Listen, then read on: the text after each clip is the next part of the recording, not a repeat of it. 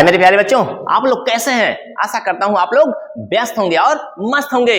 आजकल पढ़ाई का सीजन चल रहा है क्योंकि परीक्षाएं नजदीक आ चुकी हैं और सचमुच जो पढ़ेगा वही तो अच्छे अंक लाएगा। तो आइए हम आपको सिखाते हैं एक्टिव वॉइस को पैसिव वॉइस में चेंज करना। क्योंकि एक्टिव वॉइस को पैसिव वॉइस में चेंज कैसे करते हैं, क्योंकि परीक्षा में यह सब आया हुआ है। तो आइए हम देखते हैं। अब देखते हैं एग्जाम में कैसे क्वेश्चन करेगा। कहेगा चेंज माने बदल दो, द फॉलोइंग माने निम्नलिखित को, निम्नलिखित का मतलब नीचे जो लिखा गया है इन वाक्यों को बदल दो, सेंटेंसेस यानी वाक्यों को इनटू पैसिव वॉइस, किसमें? पैसिव वॉइस में बदल दो। तो आइए पैसिव वॉइस में बदलना सीखते हैं, कैसे बदलते हैं। आपको नॉलेज तो पहले से है, लेकिन फिलहाल आप प्रैक्टिस करेंगे तो और भी आप एक्सपर्ट बनेंगे। आइए देखते हैं। अब हमारे सामने पहला सेंटेंस है, मिस्टर जसलर नेवर कंप्रोमाइज्ड क्वालिटी। इस सेंटेंस को बदलिए। पहले तो आप पहचानिए किस टेंस का है, टेंस पहचानेंगे। Never compromised, never compromised, compromised यानी यह पास्ट इंडेफिनिट टेंस का वाक्य है। पास्ट इंडेफिनिट टेंस में हेल्पिंग वर्ब क्या लगती है? वाज और वर का प्रयोग होता है, आपको पता होगा पहले से। तो आइए हम इसको चेंज करते हैं। तो ऑब्जेक्ट ढूंढिए, ऑब्जेक्ट क्या है? क्वालिटी। क्वालिटी हमारा ऑब्जेक्ट है और मिस्टर जसलर सब्जेक्ट है। मिस्टर जसलर के बारे में थोड़ा सा मैं बता दूं, ये बहुत जबरदस्त शू मेकर थे, जूता बनाने वाले थे, जूता बनाते थे, इसीलिए क्वालिटी के साथ कभी समझौता नहीं करते थे। ये सेंटेंस भी आ गया, आपके एग्जाम में आ गया। तो क्या करेंगे आप, कैसे पैसिव वॉइस में चेंज करेंगे? आइए देखते हैं। क्वालिटी हमारा ऑब्जेक्ट है तो ऑब्जेक्ट को सब्जेक्ट की जगह लाइए, तो क्या हो जाएगा? क्वालिटी। आपने क्वालिटी लिख दिया, ऑब्जेक्ट जो है सब्जेक्ट बन गया। अब सिंगुलर है तो वाज, अगर प्लूरल है तो वर लगाना है। सिंगुलर है, क्वालिटी सिंगुलर है तो क्या लगाएंगे? Was, quality was.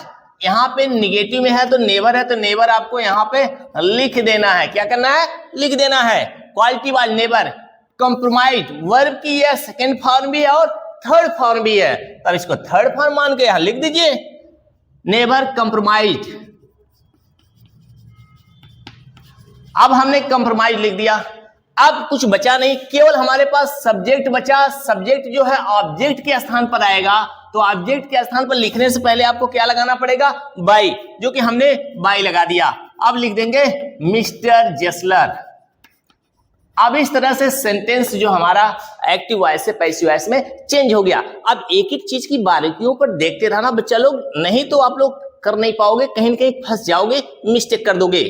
यद्यपि मैंने एक्टिव पैसिव वॉइस टोटली तमाम वीडियो मैंने बना करके डाल दिया, प्लेलिस्ट है, आप जाइए मेरे चैनल पे और देखें, वहां पे सब मिलेगा, आपको डिटेल में मिलेगा। आइए सेंटेंस नंबर सेकंड, इसको देखते हैं। The teacher beat the mischievous boy. आप ध्यान से देखिएगा। पहले बताइए किस टेंस का वाक्य है, बता दीजिए। तब है तो बताइए किस टेंस का वाक्य है। नहीं समझ में आ रहा, मैं बताता हूं। यदि यह प्रेजेंट इंडेफिनिट टेंस का वाक्य होता तो ये जो वर्ब है इसमें यस यस लगा होता, जो कि है ही नहीं। अगर ये पास्ट टेंस में है तो संभव है। कैसे? अब देखिए, अगर बीट जो है फर्स्ट फॉर्म है, इसकी सेकंड फॉर्म भी बीट ही होती है, एकदम बिल्कुल सेम टू सेम होती है। और थर्ड फॉर्म क्या होती है? बिटेन, यानी बीट बेट बिटेन, यानी प्रोनाउंसिएशन में डिफरेंट होता है, ये बात समझ में रखिए।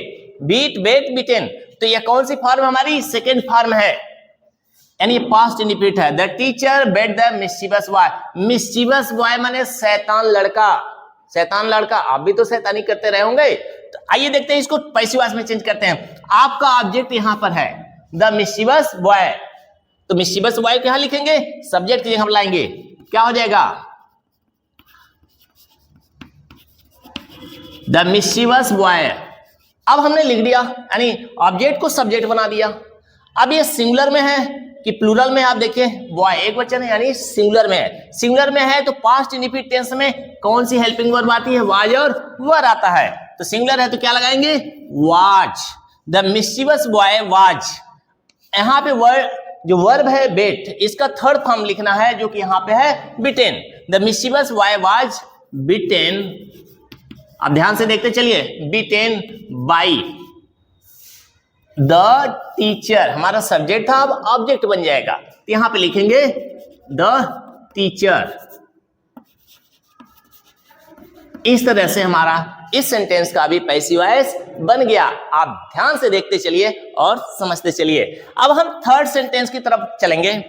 Did Ramu kill the tiger, किस टेंस का वाक्य है? Past indefinite tense. Past indefinite tense का है। डिड कहां प्रयोग होता है? पास्ट इंडेफिनिट टेंस में होता है। अब इसको पैसिव वॉइस में बदलते हैं। अब पैसिव वॉइस में बदलने के लिए वही रूल हमारा, इसमें हेल्पिंग वर्ब वाज और वर आएगा।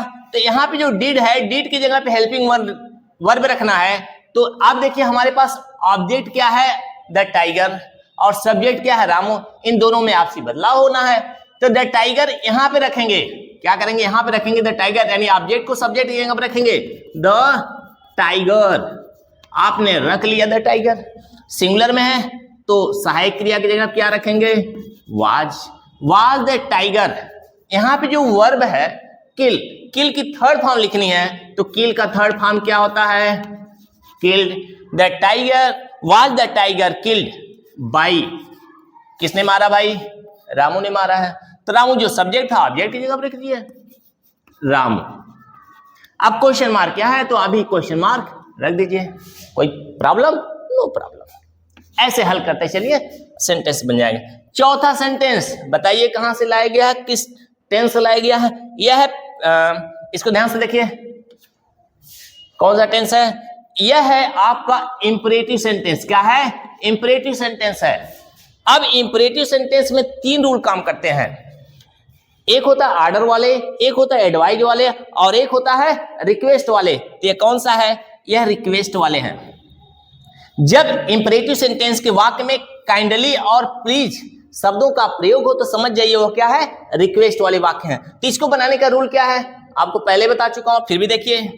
यू आर, ध्यान से देखते चलिए, you are requested, you are requested to. You are requested to लिखने के बाद यह जो यहां पे प्रार्थना सूचक शब्द होता है इसे हटा दिया जाता है, और बाकी का जो बचता है सेंटेंस आगे जोड़ दिया जाता है। बोलिए कोई कठिन है? कुछ नहीं है। यू आर रिक्वेस्टेड टू, यहां पे क्या है? Put the book on the table, on the table. बोलिए कोई कठिनाई थी? कुछ नहीं है। अब ये लास्ट सेंटेंस को भी देख लेते हैं। Rita can not do this work. अब यह देखिए मॉडल वर्ब पे आधारित सेंटेंस है, कितना आसान है। इसको भी कर लेते हैं। यहां पे केवल can not do this work यानी ऑब्जेक्ट ढूंढ लीजिए। दिस वर्क आपका ऑब्जेक्ट है और रीता सब्जेक्ट है, तो ऑब्जेक्ट को सब्जेक्ट की जगह पर रखना है और सब्जेक्ट को ऑब्जेक्ट की जगह पर रखना है। दिस वर्क यहां ला दीजिए। दिस वर्क आपने लिख लिया, दिस वर्क, दिस वर्क। अब कैन नॉट तो वैसे लिख लीजिए,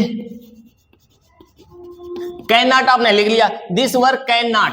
अब जब मॉडल वर्ब वाले होते हैं तो बी लिखना होता है। क्या लिखना होता है? बी अलग से लिखना होता है, और जो वर्ब आई है वर्ब का थर्ड फॉर्म लिखना होता है। This work can not be, do का थर्ड फॉर्म क्या होता है? Done. This work can not be done by. अब जो सब्जेक्ट था उसको ऑब्जेक्ट की जगह लिखिए। सब्जेक्ट क्या है? रीता। आप यहां पे लिख दीजिए रीता। मेरे प्यारे बच्चों, अब मुझे बताइए क्या कोई प्रॉब्लम लगी कि आप ऐसा कर नहीं पाओगे? ये सब बोर्ड एग्जाम में आया है, यूपी बोर्ड की एग्जाम में ये पूछा गया है, बार बार पूछते हैं ऐसे सेंटेंस, और इसीलिए मैं प्रैक्टिस करा रहा हूं कि जितने भी सेंटेंस यूपी बोर्ड में पूछे गए हैं कक्षा 10 और 12 में, सारे एक्टिव वॉइस को पैसिव वॉइस में और फिर पैसिव वॉइस को एक्टिव वॉइस में मैं आपको प्रैक्टिस करा दूं। जब आप प्रैक्टिस कर लेंगे तो फिर सोचिए एग्जाम में मजे में आप सॉल्व करेंगे। इस तरह से प्यारे बच्चों, आज की क्लास बिल्कुल बेहतरीन क्लास समाप्त होती है। फिर मिलेंगे आपसे नेक्स्ट वीडियो में। आप खुश रहिए, पढ़ते रहिए, मस्त रहिए और व्यस्त रहिए।